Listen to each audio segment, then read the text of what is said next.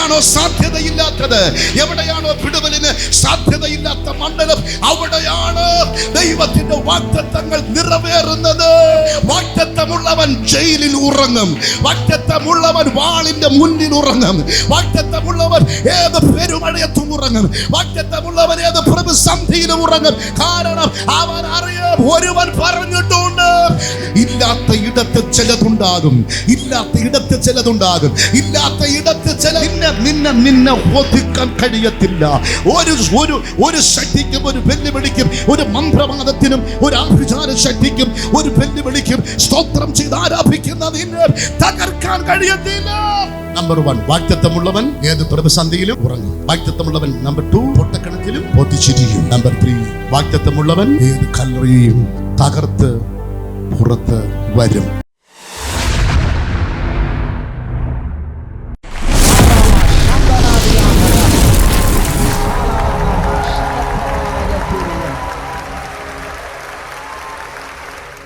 അപ്പോസ്തല പ്രവൃത്തിയുടെ പുസ്തകം 12-ാം അധ്യായം 6-ാമത്തെ വേദഭാഗം. വാഗ്ദത്തമുള്ളവൻ ഏത് പ്രതിസന്ധിയിലും ഉറങ്ങും. എന്താണ് വാഗ്ദത്തം? എന്താണ് വാഗ്ദത്തം? സാധ്യതകളില്ല, ജീവിക്കുവാൻ സാധ്യതകളില്ല. എനിക്ക് ജീവിക്കാൻ ഇനി പറ്റത്തില്ല, ജീവിക്കുവാൻ ഇനി പറ്റത്തില്ല എന്ന് പറയുന്ന വിഷയത്തിന്റെ മധ്യത്തിൽ ദൈവം പറയുന്നു, ഞാൻ നിന്നെ ജീവിപ്പിക്കും. പക്ഷെ ജീവിക്കുവാൻ ഒരടി മുന്നോട്ട് കാൽ ചുവട് വയ്ക്കുവാൻ ഒരു സാധ്യതയും മുന്നിലില്ല. പക്ഷെ ദൈവം പറയുന്നു, നിന്നെ ഞാൻ ജീവിപ്പിക്കും. മെഡിക്കൽ സയൻസ് പറയുന്നു നീ മരിച്ചു പോകും. മെഡിക്കൽ സയൻസ് പറയുന്നു നീ മരിച്ചു പോകും. ഡോക്ടേഴ്സ് കൂട്ടമായി പറയുന്നു ഈ രോഗി മരിച്ചു പോകും. പക്ഷെ ദൈവം പറയുന്നു നീ മരിക്കുകയില്ല, ജീവിച്ചിരുന്ന് യഹോവയുടെ പ്രവൃത്തികളെ വർണ്ണിക്കും. ലോകവും പിശാചും ഒരുമിച്ച് പറയുന്നു നിനക്ക് ഭാവി ഉണ്ടാകത്തില്ല, ഒരിക്കലും നിന്റെ കല്യാണം നടക്കത്തില്ല, ഒരിക്കലും നിന്റെ വിവാഹം നടക്കത്തില്ല. പക്ഷെ ദൈവം പറയുന്നു ഞാൻ നിനക്ക് കുടുംബ ജീവിതം തരും. അതാണ് പ്രോമിസ്, അതാണ് വാഗ്ദത്തം എന്ന് പറയുന്നത്. മെഡിക്കൽ കോളേജ് അല്ലെങ്കിൽ സകല ശാസ്ത്ര വിദ്യകളും സകല വ്യക്തികളും സകല ഡോക്ടേഴ്സും വിധി എഴുതി ഈ ഗർഭത്തിൽ കുഞ്ഞ് ജനിക്കത്തില്ല, ഈ ഗർഭത്തിൽ കുഞ്ഞ് ജനിക്കത്തില്ല. അങ്ങനെ വിധി എഴുതി വെച്ചിട്ട് ഡോക്ടേഴ്സ് പറയുന്നു വേറെ ഏതെങ്കിലും മാർഗം നോക്കുക എന്ന് പറഞ്ഞവരെ തിരിച്ചു വിടുന്നു. അവർ പ്രാർത്ഥനയ്ക്ക് ഇരിക്കുന്നു. ദൈവം പറയുന്നു ഞാൻ നിനക്ക് സന്തതികളെ തരും. ഇതാണ് വാഗ്ദത്തം. അപ്പോൾ കരഞ്ഞുകൊണ്ട് വന്നവർ തിരിച്ചു പോകുന്നത് ചിരിച്ചുകൊണ്ട് പോവുകയാണ്. അപ്പൊ ചിരിച്ചുകൊണ്ട് പോകുന്നവിടെ ഞാൻ ചോദിക്കുന്നു, നിങ്ങളെന്ത് കരഞ്ഞുകൊണ്ട് പോയവരല്ലേ, പിന്നെ ഇപ്പോഴെന്നാ ചിരിക്കുന്നേ? അത് ദൈവം പറഞ്ഞു ഞങ്ങൾക്ക് മക്കളെ തരും. വാഗ്ദത്തമാണ് ഒരു മനുഷ്യനെ ജീവിതത്തിലേക്ക് തള്ളിവിടുന്നത്. വാഗ്ദത്തമാണ് ലോകത്തിലെ ഏറ്റവും വലിയ പ്രത്യേകത. വാഗ്ദത്തമാണ്. വാഗ്ദത്തമുള്ളവൻ ഏത് പ്രതിസന്ധിയിലും ഉറങ്ങും.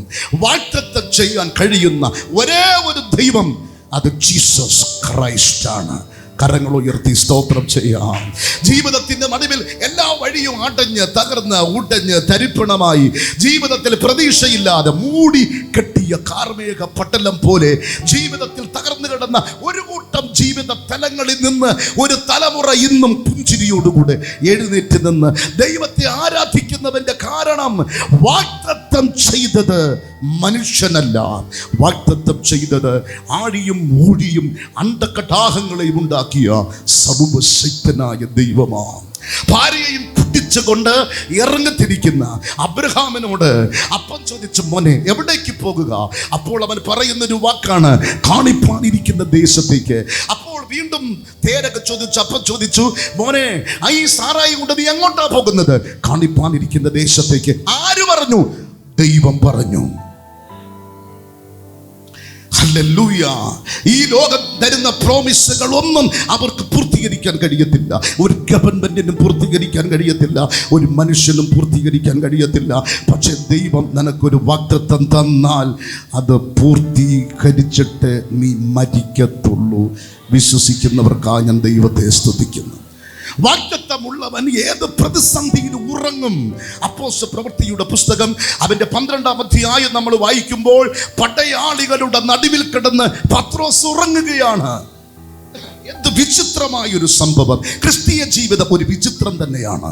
പച്ചവെള്ളം വീഞ്ഞാക്കുന്നത് ഒരു വിചിത്രം തന്നെയാണ്.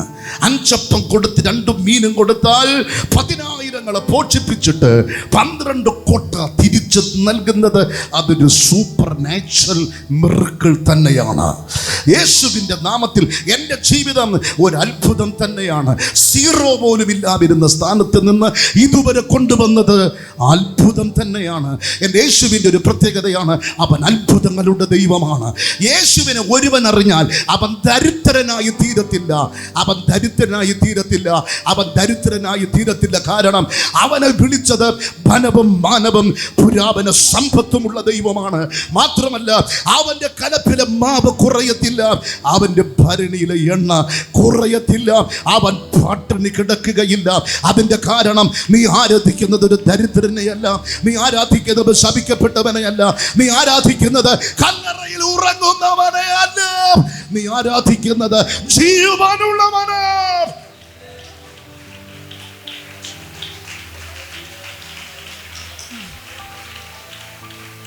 ഹല്ലേലൂയ! കരങ്ങളെ ഉയർത്തി ദൈവത്തിന് സ്തോത്രം ചെയ്യാം.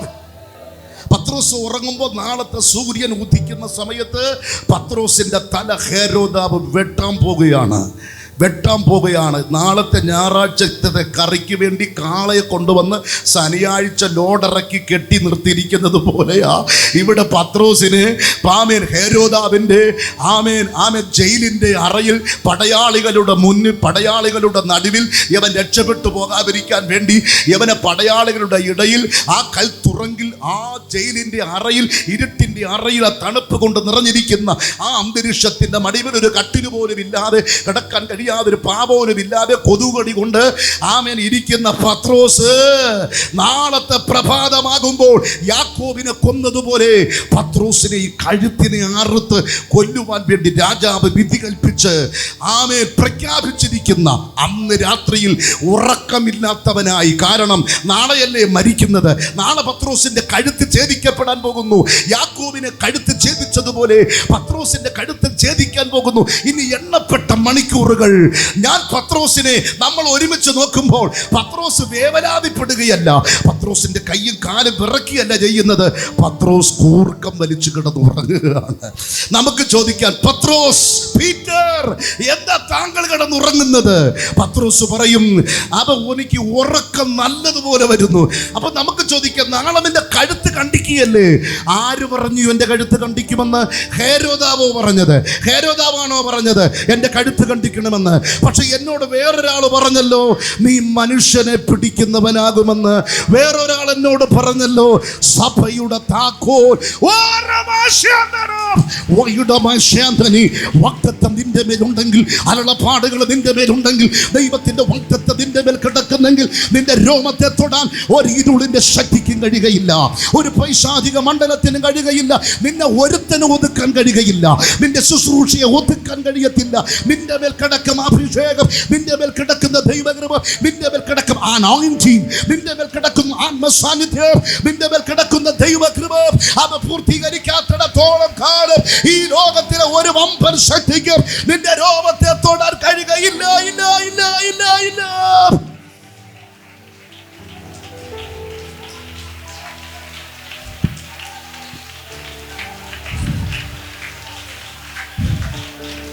ചില വെല്ലുവിളികൾ നിന്നെ വിട്ടൊന്ന് മാറുകയാണ്, ചില പോരുകൾ മാറുകയാണ്, ചില പ്രതിസന്ധികൾ മാറുകയാണ്. മാസ്ക് ധരിച്ച് മടക്കുന്ന മനുഷ്യ വാഗ്ദത്തമുള്ളവനെ തൊടാൻ കഴിയത്തില്ല. കൊറോണ പിടിക്കുമെന്ന് പേടിച്ച് മാസ്കും ധരിച്ച് മടക്കുന്ന വില്ലാളി വീരനെ പ്രാർത്ഥിക്കുന്നവനെ തൊടാൻ കഴിയുകയില്ല, വാഗ്ദത്തമുള്ളവനെ തൊടാൻ കഴിയത്തില്ല. ഒരു മാസ്കിന്റെ മുന്നിൽ മുട്ടുമടക്കുന്നവനെ, പേടിച്ച് മാസ്ക് ധരിക്കുന്നവനെ, രോഗാണുമെന്ന് മരിക്കുമെന്ന് വിധി എഴുതിയ പേടിച്ച് വരണ്ടിരിക്കുന്ന നിനക്കാണോ വാഗ്ദത്തമുള്ളവനെ കൊല്ലാൻ കഴിയുന്നത്? തൊടാൻ പറ്റത്തില്ല. ശക്തിയോട് ആരാധിക്കേ. ഇന്നത്തെ ഞായറാഴ്ചയുടെ പകൽക്കാലം നിനക്കവരെ പിശാച് ചീറി വരുന്ന മഹാസർപ്പം പോലെ നിനക്കും നിന്റെ കുടുംബത്തിനും നിന്റെ നന്മയ്ക്കും നിന്റെ ഓഹരിക്കും നിന്റെ പിടുത്തലിന് വിരോധമായി എഴുന്നേറ്റ് നിൽക്കുന്ന പൈശാചിക മണ്ഡലത്തിനകത്തുള്ള വേരുകളെ ആത്മമണ്ഡലത്തിൽ വെട്ടി അറുത്തുകൊണ്ട് ഒരു പുത്തൻ പിടുത്തലിന്റെ തലത്തിലേക്ക് ആത്മാവ് നിന്നെ ഇന്ന് പകലിൽ കൊണ്ടുവരുന്ന ദിവസമാണ്. വാഗ്ദത്തമുള്ളവൻ ജയിലിൽ ഉറങ്ങും, വാഗ്ദത്തമുള്ളവൻ വാളിന്റെ മുന്നിൽ ഉറങ്ങും, വാഗ്ദത്തമുള്ളവൻ ഏത് പെരുമഴയത്തും ഉറങ്ങും, വാഗ്ദത്തമുള്ളവൻ ഏത് പ്രതിസന്ധിയിലും ഉറങ്ങും. കാരണം അവൻ അറിയാം, ഒരുവൻ പറഞ്ഞിട്ടുണ്ട്, നീ മനുഷ്യനെ പിടിക്കുന്നവനാക്കും.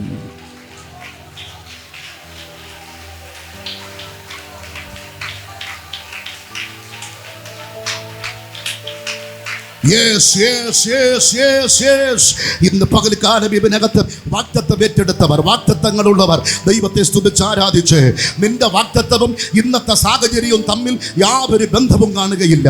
നിന്റെ വാഗ്ദത്തവും ഇന്നത്തെ നിന്റെ സാഹചര്യവുമായി യാതൊരു ബന്ധവും കാണുകയില്ല. ഓ ശാഥാലാവാസിയ, എന്ത് ഈ ഭൂമിയിൽ സംഭവിക്കണമെന്ന് തീരുമാനിക്കുന്നത് ഇവിടത്തെ ഗവൺമെന്റ് അല്ല, ഇവിടത്തെ ഗവൺമെന്റ് അല്ല.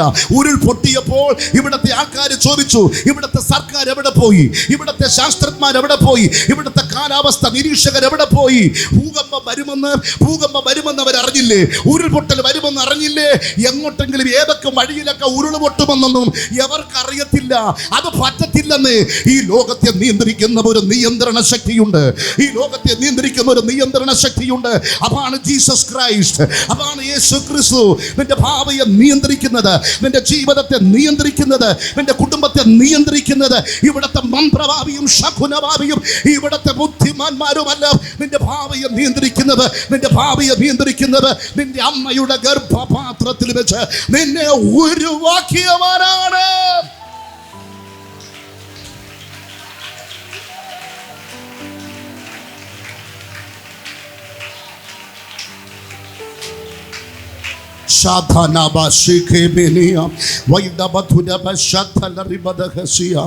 എനിക്ക് നല്ല വിശ്വാസമുണ്ട്.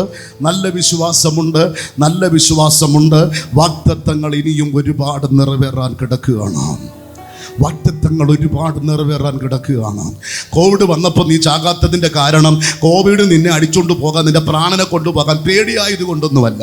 എൻ്റെ മീശയുടെ പിരിവും മുഖത്തിൻ്റെ ആ പവറും ആ വസ്ത്രത്തിൻ്റെ ആ പവറും, എന്താ പറയുന്നത്, ആ കുടുംബത്തിൻ്റെ മഹിമയും ആ വരവും, നെഞ്ച് വിരിച്ചുള്ള വരവും, കാലെടുത്ത് ഭൂമി ചവിട്ടിയത് എൻ്റേതാടാന്ന് പറഞ്ഞുള്ള ഭൂമി കുലുക്കം പോലെ കുലുങ്ങിയുള്ള പോക്കും കണ്ടിട്ട് പേടിച്ചത് കൊണ്ടല്ല കൊറോണ നിന്നെ തൊടാത്തത്. പിന്നെ നിന്നെക്കാൾ മിടുക്കന്മാർ, മസിലുള്ളവർ ജിമ്മിനകത്ത് 24 മണിക്കൂറും അങ്ങനെ എക്സസൈസ് ചെയ്യുന്നവർ വരെ തട്ടിപ്പോയ ഈ മണ്ണിൽ നിന്നെ തൊടാത്തതിൻ്റെ ഒറ്റ കാരണം വാഗ്ദത്തങ്ങളുള്ളത് കൊണ്ടാ. വാഗ്ദത്തങ്ങൾ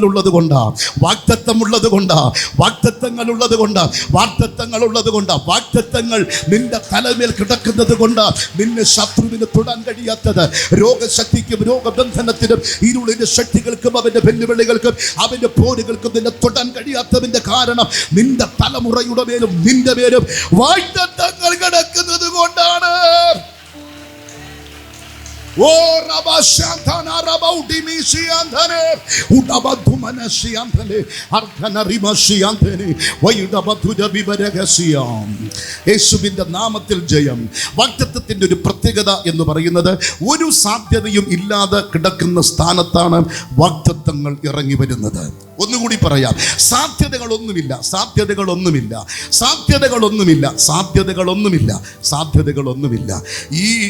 ഈ പ്ലാറ്റ്ഫോം ഇവിടെ വരണമെങ്കിൽ ഒരു സാധ്യത വേണം. പൈസ ഇല്ലാതെ ഇത് ഇവിടെ വരത്തില്ല, പൈസ ഇല്ലാതെ വരത്തില്ല. ഇവന്റെ മെറ്റീരിയൽസ് ഇല്ലാതെ ഇത് പണിതെടുക്കാൻ പറ്റത്തില്ല. പക്ഷേ ദൈവത്തിന് ഒന്ന് ചെയ്യാൻ ഒരു മെറ്റീരിയൽസ് ദൈവത്തിന് വേണ്ട. നിന്റെ ജീവിതത്തെ ഉയർത്താൻ ഒരു റെക്കമെൻഡേഷനും വേണ്ട, നിന്നെ പോക്കാൻ ഒരു ലിഫ്റ്റും വേണ്ട, നിന്റെ ജീവിതത്തെ ഇളക്കി മറിക്കാൻ ഈ ലോകത്തിലെ ഒരു മണ്ഡലവും വേണ്ട. ഗ്ലോറി വൈഷമനഹസിയ. വെള്ളത്തിന്റെ മേൽ പരിവർത്തിച്ച ദൈവത്തിന്റെ ആത്മാവിന്റെ പരിവർത്തനത്തിന്റെ സാന്നിധ്യം. ഇത്ര പേരും പകൽക്കാലം ആത്മമണ്ഡലത്തിന്റെ പിടുപൽ അനുഭവിച്ചുകൊണ്ട് ഈ സഭാരാധനയിൽ എന്തൊക്കെയോ സംഭവിക്കുന്നു. ഈ സഭാരാധനയിൽ പരിശുദ്ധാത്മാവിന്റെ ഭയങ്കര സാന്നിധ്യം. ഓ ജീസസ്, നീ കുറിച്ച് കുറിച്ചു വെച്ചോ. നവംബർ മാസം തീരുന്നതിന് മുമ്പ് ഡിസംബർ 31 വെച്ച് ഇല്ലാത്ത ഇടത്ത് ചിലതുണ്ടാകും, ഇല്ലാത്ത ഇടത്ത് ചിലതുണ്ടാകും, ഇല്ലാത്ത ഇടത്ത് ചിലതുണ്ടാകും.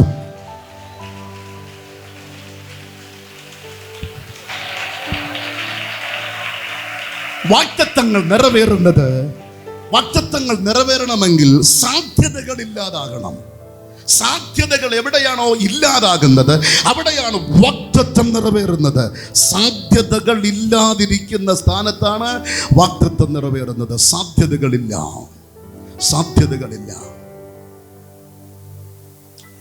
ഹല്ലേലൂയ. ഒരു സാധ്യതയുമില്ല.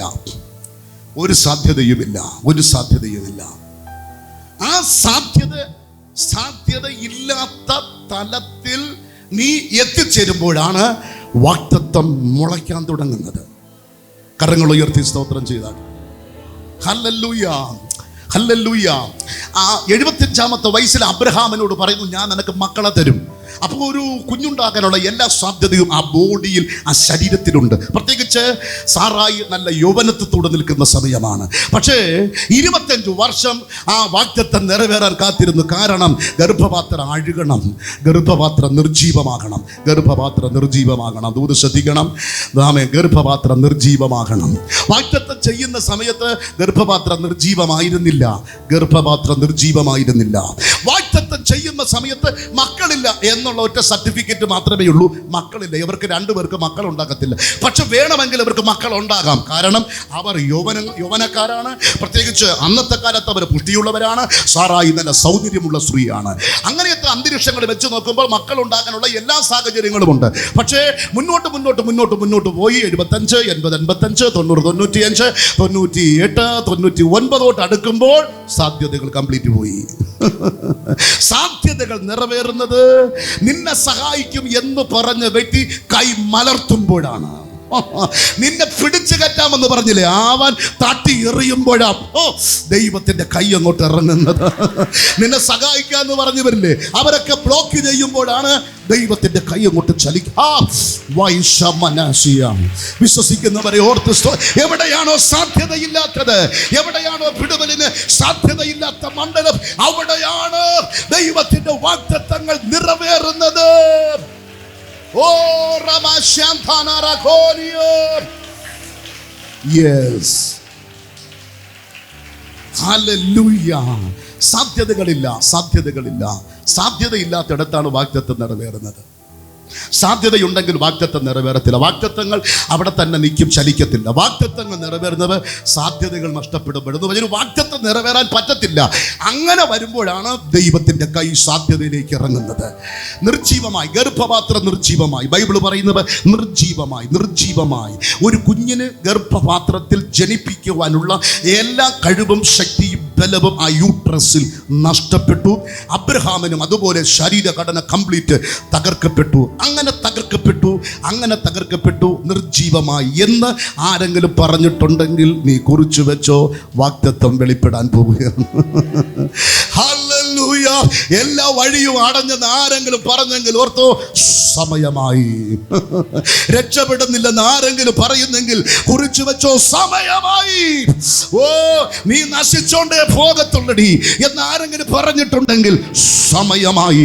ഈ ദിവസങ്ങളിൽ നിന്റെ വാഗ്ദത്തങ്ങൾ നിന്റെ കുടുംബത്തിനകത്ത്, നിന്റെ വ്യക്തിപരമായ ജീവിതത്തിനകത്ത് ആ വാഗ്ദത്തങ്ങൾ നിറവേറാൻ പോകുന്നു.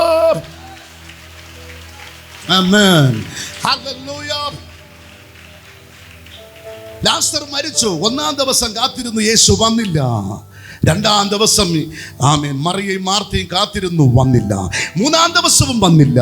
4-ാം ദിവസം എഴുന്നള്ളിക്കൊണ്ട് വരികയാ. മാർത്തയും മറിയും പൊട്ടിക്കരഞ്ഞു, കർത്താവേ, നീ ഇവിടെ ഉണ്ടായിരുന്നെങ്കിൽ. നീ ഇവിടെ. ഒരു വാഗ്ദത്തത്തിന് ഒരു ദൈവ മഹത്വമുണ്ട്. ഒരു വാഗ്ദത്തത്തിന് ഒരു ദൈവ മഹത്വമുണ്ട്.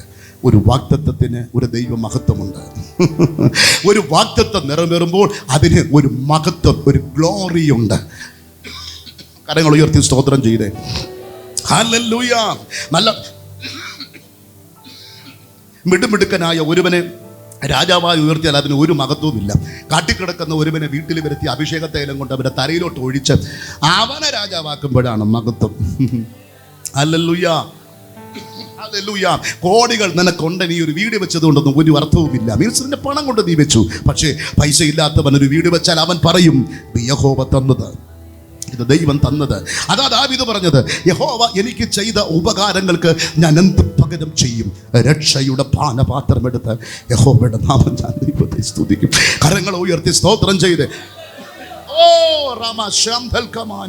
ഒന്നാം ദിവസം വന്നില്ല, രണ്ടാം ദിവസം വന്നില്ല, മൂന്നാം ദിവസം വന്നില്ല, നാലാം ദിവസം വന്നിട്ട് പറയുന്നു കല്ല് മാറ്റാൻ. മാർത്ത പറയുന്നു സാധ്യമല്ല. സമ്മതിക്കണം മാർത്തായെ. നാലാം ദിവസം വന്നിട്ട് പറയുന്നു കല്ല് മാറ്റാൻ. മാർത്ത പറയുന്നു സാധ്യമല്ല. അതിന്റെ അർത്ഥം എവിടെ പോയിരുന്നു താങ്കൾ? മരിക്കാറായപ്പോൾ ഞങ്ങൾ കത്തുവിട്ടതല്ലേ, ലാസർ മരിക്കാറായി, ഇതിന്റെ പ്രിയനായവൻ മരിക്കാറായി എന്ന് കത്തുവിട്ടതല്ല. എവിടെ പോയി താങ്കൾ? ശുശ്രൂഷ ശുശ്രൂഷ ശുശ്രൂഷ എന്നും പറഞ്ഞുകൊണ്ട് ഇപ്പോൾ ഒന്നാം ദിവസവും വന്നില്ല, രണ്ടാം ദിവസവും വന്നില്ല, മൂന്നാം ദിവസവും വന്നില്ല, നാലാം ദിവസം നാറ്റം വെച്ചിരിക്കുമ്പോൾ കയറി വന്നിരിക്കുന്നു, കല്ലുരുട്ടി മാറ്റത്തില്ല. യേശുവിന്റെ മറുപടി, നീ വിശ്വസിച്ചാൽ ദൈവത്തിന്റെ മഹത്വം കാണും. ഇനി ജീവിക്കാൻ സാധ്യതയില്ല, ഇനി പുറത്തു വരാൻ സാധ്യതയില്ല. കാരണം പുഴുക്കൾ പുറത്ത് കയറി കഴിഞ്ഞു, ശരീരത്തിൽ പുഴുക്കൾ കയറി കഴിഞ്ഞു. ശരീരത്തിൽ പുഴുക്കൾ കയറിയിട്ടുണ്ടെങ്കിൽ ഇനിയാണ് വാഗ്ദത്തം നിറവേറുന്നത്. കരമടിച്ച ദൈവത്തെ സ്തുതിക്കും. പുഴുവെടുക്കുന്നത് വരെ വാഗ്ദത്തം വെയിറ്റ് ചെയ്യും. ഹല്ലേലൂയ. അതുകൊണ്ട് പിശാച് പറയും തീർന്നു, നീ പറയും തുടങ്ങാൻ പോകുന്നതേ. ഒന്ന് കരങ്ങൾ ഉയർത്തി പറ, തുടങ്ങാൻ പോകുന്നതേ ഉള്ളൂ, തുടങ്ങാൻ പോകുന്നതേ ഉള്ളൂ. ഉറക്കെ പറ, തുടങ്ങാൻ പോകുന്നതേ ഉള്ളൂ. സാത്താൻ നിന്നെ നോക്കി വിളിച്ചു പറയും തീർന്നു, നീ പറ തുടങ്ങാൻ പോകുന്നതേ ഉള്ളൂ. ഞങ്ങൾ ഈ വാക്ക് കേൾക്കാൻ വേണ്ടിയാ കാത്തിരുന്നത്. തീർന്നു പോയി എന്ന് നീ പറഞ്ഞില്ലേ, അത് കേൾക്കാൻ വേണ്ടി തന്നെയാ ഞങ്ങൾ കാത്തിരുന്നത്. കാലുപറി ഞങ്ങൾക്ക് വേണ്ടി മരിച്ചു അടക്കപ്പെട്ട് ഉയർത്തെഴുന്നേറ്റ് അനന്യനാ ഇന്നും ജീവിക്കുന്ന ഒരു ദൈവം ഞങ്ങൾക്കുണ്ട്. അവൻ തീർന്നു പോയിട്ടില്ല. അവനെ തീർക്കാൻ വേണ്ടി ഒരുപാട് പേര് എഴുന്നേറ്റ്, പക്ഷേ തീർക്കാൻ വേണ്ടി എഴുന്നേറ്റവരെല്ലാം തീർന്നു പോയി. അവൻ തീർന്നിട്ടില്ല, അവൻ ഉയർത്തെഴുന്നേറ്റവനാണ്. ഓ താങ്ക് യു ജീസസ്. അവന്റെ സാന്നിധ്യം ആത്മമണ്ഡലത്തിൽ അനുഭവിക്കുന്നവർക്കായി.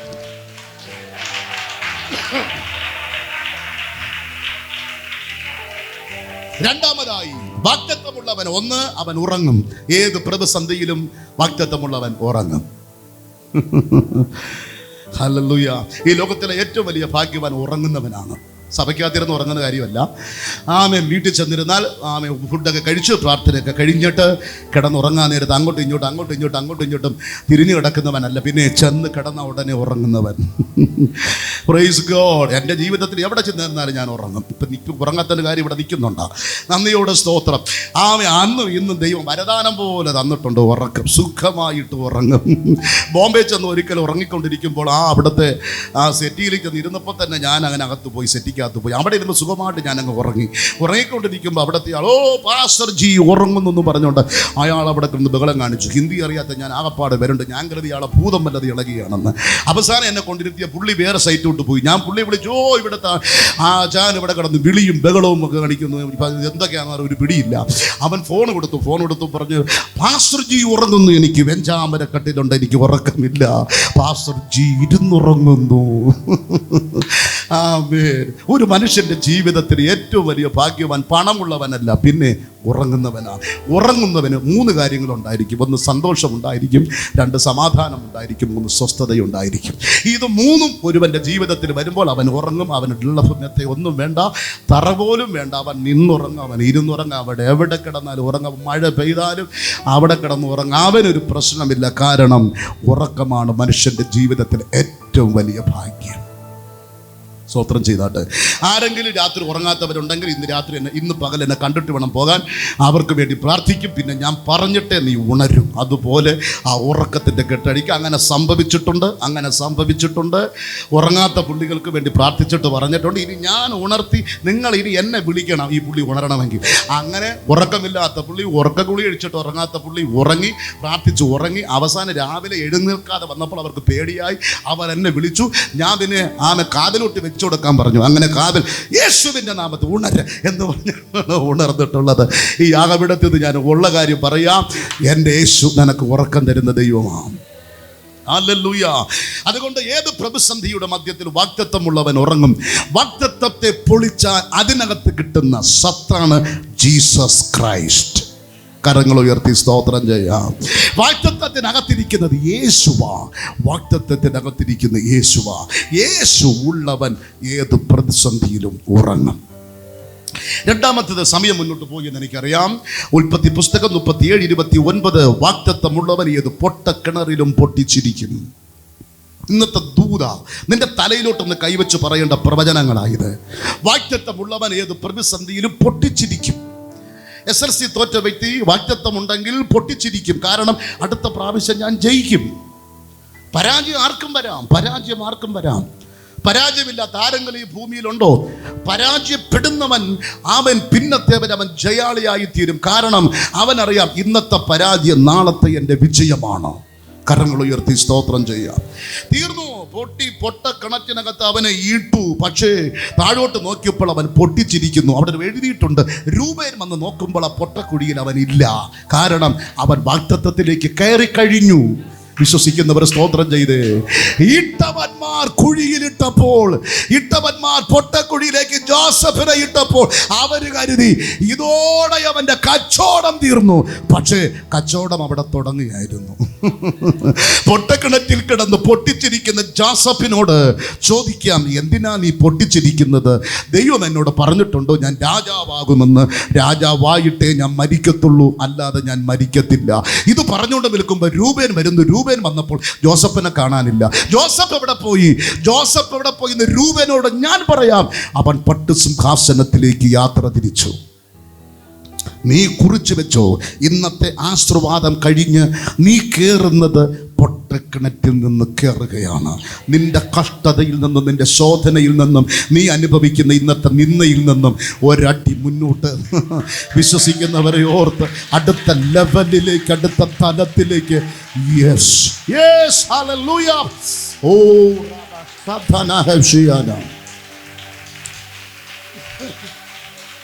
ലൂക്കോസിന്റെ സുവിശേഷം 24:6, മൂന്നാമതായി വാഗ്ദത്തമുള്ളവൻ കല്ലറയെ തകർത്ത് പുറത്തു വരും. കല്ലറയെ തകർത്ത് പുറത്തു വരും. മാനുഷികപരമായ ഒരു കല്ലറയിൽ നമ്മൾ അടക്കപ്പെട്ടെങ്കിലും ഇല്ലെങ്കിലും ഒരു കല്ലറ പോലെ, ഒരു കല്ലറയ്ക്കകത്ത് അകപ്പെട്ട് പുറത്തു വരുവാൻ കഴിയാതെ കയ്യും കാലും കെട്ടി അതിനകത്ത് കെട്ടി അതിൻ്റെ പുറത്ത് മണ്ണ് വാരിയിട്ട് സ്ലാബിട്ട് നികത്തി അതിനകത്ത് നിന്ന് ഇട്ടിരിക്കുന്നത് പോലെ ജീവിതത്തിൻ്റെ തലത്തിൽ ഒരിക്കലും പുറത്തു വരുവാൻ കഴിയാതെ ജീവിതത്തിൻ്റെ യാത്രയുടെ മധ്യത്തിൽ ഒരുക്കപ്പെട്ടു വരുന്ന യാഥാർത്ഥ്യങ്ങളുടെ കല്ലറയിൽ നിന്നെ ആരെങ്കിലും കെട്ടി ബന്ധിച്ചിട്ടുണ്ടെങ്കിൽ ഇന്ന് പകൽ അതിനെ തകർക്കും. നീ പുറത്തു വരും. പീലാത്തോസ് ആ കല്ലറ തുറക്കാതിരിക്കേണ്ടതിന് മുദ്ര വെച്ചു. ദൈവമുദ്ര അടിച്ചു പൊട്ടിച്ചു കളഞ്ഞു. നീ ഉയരാതിരിപ്പാൻ ഏതെങ്കിലും മന്ത്രവാദ ശക്തികൾ നിനക്ക് വരെ ആണി അടിക്കുകയോ എന്നെ കുറ്റിയെ അടിക്കുകയോ എന്തെങ്കിലും ചെയ്തിട്ടുണ്ടെങ്കിൽ ആ കുറ്റിയും പിഴുതുകൊണ്ട് നീ ഇന്ന് പൊങ്ങുമെന്നാ പറഞ്ഞേ. ആ ആണിയും പിഴുതുകൊണ്ട് നീ പട്ടം പൊങ്ങുന്നത് പോലെ യെസ് അദ്ഭുതാത്മാവിനും ഏറ്റിട്ട് നിന്നെ ഒതുക്കാൻ കഴിയത്തില്ല. ഒരു ശക്തിക്കും ഒരു വെല്ലുവിളിക്കും ഒരു മന്ത്രവാദത്തിനും ഒരു ആഭിചാര ശക്തിക്കും ഒരു വെല്ലുവിളിക്കും സ്തോത്രം ചെയ്ത് ആരാധിക്കുന്ന നിന്നെ തകർക്കാൻ കഴിയത്തില്ല. ഹേ മരണമേ, നിന്റെ ജയമെവിടെ? ഹേ പാതാളമേ, നിന്റെ വിഷമുള്ളവിടെ എന്ന് ചോദിച്ചുകൊണ്ട് പാതാളത്തെ മരണത്തെ ജയിച്ചെഴുന്നേറ്റ ജീസസ് ക്രൈസ്റ്റ്. കല്ലറയ്ക്ക് അവനെ ഒതുക്കാൻ കഴിഞ്ഞില്ല. കല്ലറയ്ക്ക് അവനെ ഒതുക്കാൻ കഴിഞ്ഞില്ല. കല്ലറയ്ക്ക് അവനെ ഒതുക്കാൻ കഴിഞ്ഞില്ല. ഒരു കല്ലറയ്ക്ക് നിന്നെ ഒതുക്കാൻ കഴിയില്ല. ഒരു കല്ലറയ്ക്ക് നിന്നെ ഒതുക്കാൻ കഴിയത്തില്ല. ഒരു കല്ലറയ്ക്ക് നിന്നെ ഒതുക്കാൻ കഴിയത്തില്ല. ഒരു കല്ലറയ്ക്ക് നിന്നെ ഒതുക്കാൻ കഴിയത്തില്ല. ആ കരങ്ങൾ ഉയർത്തിപ്പറ, ഒരു കല്ലറയ്ക്കും എന്നെ ഒതുക്കാൻ കഴിയത്തില്ല. കർത്താവ് താൻ ഗംഭീരനാദത്തോടും പ്രധാന ദൂതന്റെ ശബ്ദത്തോടും ദൈവത്തിന്റെ കാഹള ശബ്ദത്തോടു കൂടെ മധ്യാകാശത്തിൽ എൻ്റെ യേശു വരുമ്പോൾ കല്ലറയിൽ നിന്ന് ഞാനും ഉയർത്തെഴുന്നേൽക്കും. യേശു അവസാനം മണ്ണിട്ട് നിന്നെ മണ്ണിൽ നിന്ന് എടുത്തിരിക്കുക. നിന്നെ മണ്ണിലേക്ക് നിന്നെ ചാരത്തിൽ നിന്ന് എടുത്തിരിക്കുക. നിന്റെ ചാരത്തിലേക്ക് എന്ന് പറഞ്ഞ് കല്ലറയിലേക്ക് നിന്നെ കൊടുത്തിട്ട് ഞങ്ങളൊരു വാക്ക് പറയും, അല്ലയോ ദാനിയേലേ, അല്ലയോ വ്യക്തിയെ, പൊയ്ക്കൊള്ളുക, അല്ലയോ അബ്രഹാം, അല്ലയോ ഈശോ, പൊയ്ക്കൊള്ളുക. കാലാവസാനത്തിങ്കൽ നിന്റെ ഓഹരി പ്രാപിപ്പോ ഈ ശ്വാപളക്കി നീ പുറത്തു വരിക. ഒരു കല്ലറയ്ക്ക് നിന്നെ തകർക്കാൻ കഴിയില്ല. ഒരു കല്ലറയ്ക്ക് നിന്നെ തകർക്കാൻ കഴിയില്ല. ഒരു കല്ലറ ഇസ്രായേൽ പുറത്ത് കിടപ്പുണ്ട്. ആ കല്ലറയിൽ എഴുതി വെച്ചിട്ടുണ്ട്, അവൻ ഇവിടെയില്ല, അവൻ ഉയർത്തെഴുന്നേറ്റു കഴിഞ്ഞു.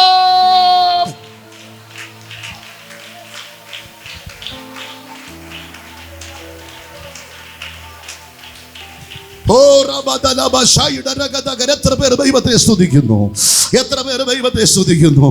ഓ ഹല്ലേലൂയ. കല്ലറയ്ക്ക് നിന്നെ ഒതുക്കാൻ കഴിയത്തില്ല. പീലാത്തോസ്, കല്ലറയ്ക്ക് നിന്നെ ഒതുക്കാൻ കഴിയത്തില്ല. ഹെരോദാ, കല്ലറയ്ക്ക് നിന്നെ ഒതുക്കാൻ കഴിയത്തില്ല. അരിമത്തിലെ ജോസഫ്, തങ്ങളുടെ പുതിയ കല്ലറയ്ക്ക് ഇയാളെ ഒതുക്കാൻ കഴിയത്തില്ല. ഒഴുക്ക് പറ്റത്തില്ല. അതിന്റെ കാര്യമുണ്ട്, ഇവൻ ഉയർക്കുമെന്ന് പറഞ്ഞിട്ടുണ്ട്, ഇവൻ ഉയർക്കുമെന്ന് എഴുതി വെച്ചിട്ടുണ്ട്. നീ ജനിക്കുന്നതിന് മുമ്പ് നീ ഉയർക്കുമെന്ന് എഴുതി വെച്ചിട്ടുണ്ട്. നീ ജനിക്കുന്നതിന് മുമ്പ് നീ മക്കളുടെ മക്കളെ കാണുമെന്ന് ദൈവം തമ്പുരാൻ എഴുതി വെച്ചിട്ടുണ്ട്. ഓ, നീ തകരുകയില്ല. ആമേ, ദൈവം എഴുതി വെച്ചിട്ടുണ്ട്. നിനക്ക് കടം കയറും, പക്ഷേ കടത്തിൽ നിന്നും നീ കരകയറുമെന്ന് ദൈവം എഴുതി വെച്ചിട്ടുണ്ട്. നിന്റെ വീട് ജപ്തി ചെയ്തു പോകത്തില്ലെന്ന് ദൈവം തമ്പുരാൻ എഴുതി വെച്ചിട്ടുണ്ട്. ഹല്ലേലൂയ. നിന്ദിച്ചവരുടെയും പഠിച്ചവരുടെയും ദുഷിച്ചവരുടെയും മാറ്റി നിർത്തിയവരുടെയും മടിവിൽ നിന്നെ ദൈവം ഉയർത്തുമെന്ന് ദൈവം എഴുതി വെച്ചിട്ടുണ്ട്. ആരുടെയൊക്കെ മുന്നിലെല്ലാം നീ ആമേ നിന്ദിക്കപ്പെട്ടുവോ, അവരുടെ മടിവിലെല്ലാം നീ മാനിക്കപ്പെടുമെന്ന് ദൈവം തമ്പുരാൻ എഴുതി വെച്ചിട്ടുണ്ട്. നിന്റെ അമ്മയുടെ ഗർഭപാത്രത്തിനകത്ത് നീ ജനിക്കുന്നവന് മുമ്പ് നിന്റെ ഭാവി ദൈവം തന്റെ കല്ലിൽ കൊത്തിവെച്ചിട്ടുണ്ട്. അത് സംഭവിക്കും. അതിനെ തടയാൻ ഈ ലോകത്തിലെ ഒരു ഈവിൾ സ്പിരിറ്റിനും കഴിയുന്നില്ല.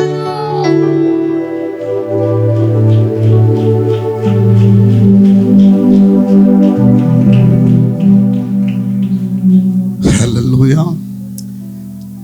എത്ര പേർക്ക് സന്തോഷമുണ്ട്? നമ്പർ 1, വാഗ്ദത്തമുള്ളവൻ ഏത് പ്രതിസന്ധിയിലും ഉറങ്ങും. വാഗ്ദത്തമുള്ളവൻ. നമ്പർ 2, പൊട്ടക്കിണറ്റിലും പൊട്ടിച്ചിരിയും. നമ്പർ 3, വാഗ്ദത്തമുള്ളവൻ ഏത് കല്ലറയെയും തകർത്ത് പുറത്ത് വരും. അകത്ത് നിന്ന് തകർത്ത് പുറത്തേക്ക് വരും. പുറത്ത് നിന്ന് തകർത്ത് അകത്തോട്ട് വരികയല്ല, പുറത്തോട്ട് വരികയല്ല. അകത്ത് കിടക്കുന്നവൻ വാഗ്ദത്ത സമയമാകുമ്പോൾ ഒരൊറ്റ തട്ടങ്ങ് തട്ടും, മോൾ തട്ടങ്ങ് പൊട്ടും, ആള് പൊങ്ങിഞ്ഞു പോരും. അത് നിന്റെ ജീവിതത്തിൽ സംഭവിക്കും. നിന്റെ ലൈഫിൽ അത് സംഭവിക്കും. നിന്റെ ലൈഫിൽ അത് സംഭവിക്കും. നിന്റെ ലൈഫിൽ അത് സംഭവിക്കും. നിന്റെ ലൈഫിൽ അത് സംഭവിക്കും. നിന്റെ ലൈഫിൽ അത് സംഭവിക്കും.